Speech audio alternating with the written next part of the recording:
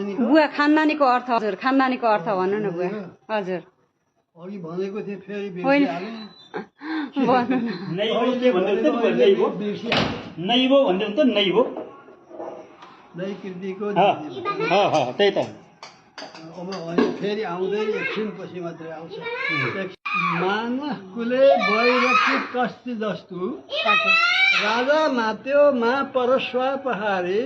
मित्रद्रोही नैकृतिको नृतिभा पूर्वा शिवा पितृदेवा तिथिभ्य यसको संस्कृत अर्थ चाहिँ हजुर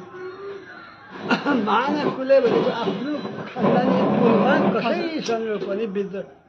विद्रोह गर्नु भएन त्यो मान्छेले हजुर हजुर वैरभाव गर्नु भएन मानकुले वैरकृत कस्ती जस्तो कसैसँग पनि वैरभाव गर्नु भएन हजुर वैरकृत राजा मात्यो राजाहरू पनि आफ्नो मन्त्रीहरूको सम्पत्ति अपहरण गर्ने खालका राजाहरू पनि हुनु हुँदैन राजाहरू पनि त्यो खानदानी राजा होइन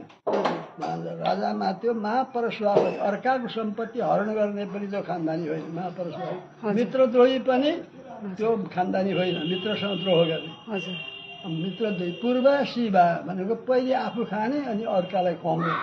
त्यो होइन पहिले अर्कालाई खुवाएर आफू खुवाउनुपर्छ पाहुना आउँदाखेरि पहिले आफू खाएर पाहुनालाई पछाडि खुवाउनु हुँदैन शिवा पितृदेवा तिथि पितृदेवताहरूको अतिथिहरूको स्वागत गर्ने हुनुपर्छ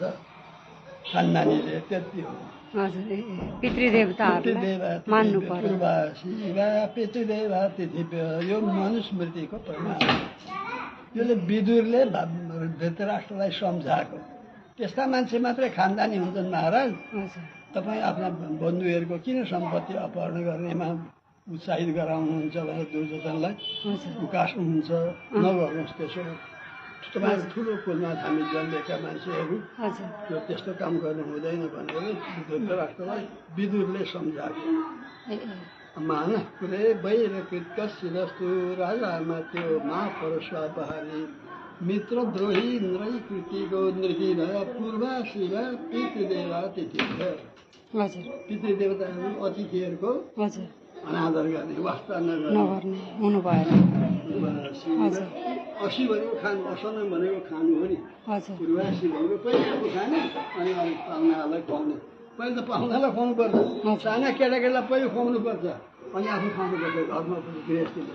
साना केटाकेटीहरूलाई तिनीहरू चाँडै भगाउँछन् नि तिनीहरूलाई पहिले खुवाउनुपर्छ अनि अब एउटा हाम्रो घरमा के चलन थियो भने बालाई भात पस्किँदा त्यो केटाकेटीहरूलाई पहिले सबैले खुवाएर एकदम लोटाएर नि सफा पारेर अनि त्यो मगाउँदो पारेपछि मात्रै त्यो केटाकेटीले त्यो तलतिर खाँदैछ जुठो छर्किने कतै खुजुक गर्न थाल्यो भने भातै नखाने पहिले त्यो केटाकेटीलाई चित्त बुझाउनु कल्याण गरेन नि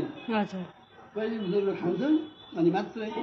त्यो पाहुनालाई खुवाएर मात्रै खान्थे अहिलेको बुढा त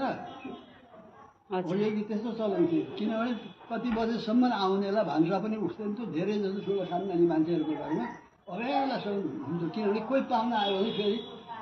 फेरि त्यही पकाएकै भात खान्थ्यो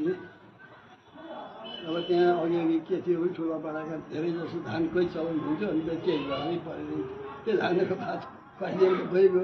ठुलो टिडोसिडोको कुरा थिएन एकदम भइगयो अब यस्तो सुहाउँदैन यो कुरा मैले भन्नलाई अहिले अब त्यो अघि धेरै त्यस्तो कुरा थियो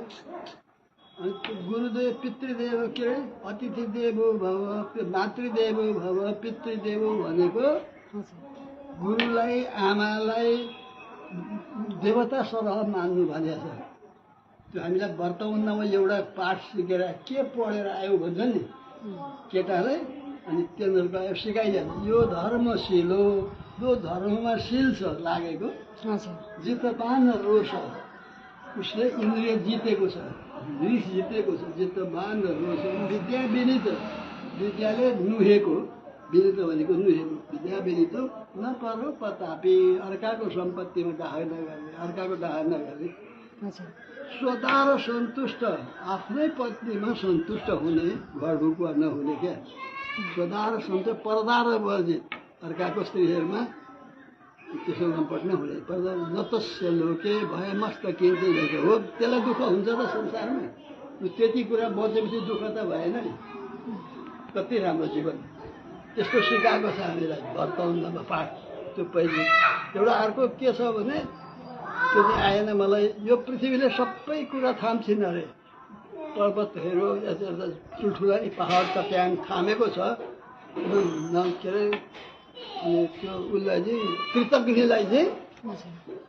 थाम्न सक्दिनँ अरे कृतज्ञ भनेको जुन हो नि कृतज्ञ चाहिँ म थाम्न सक्दिनँ कृतज्ञ भनेको नि ऊ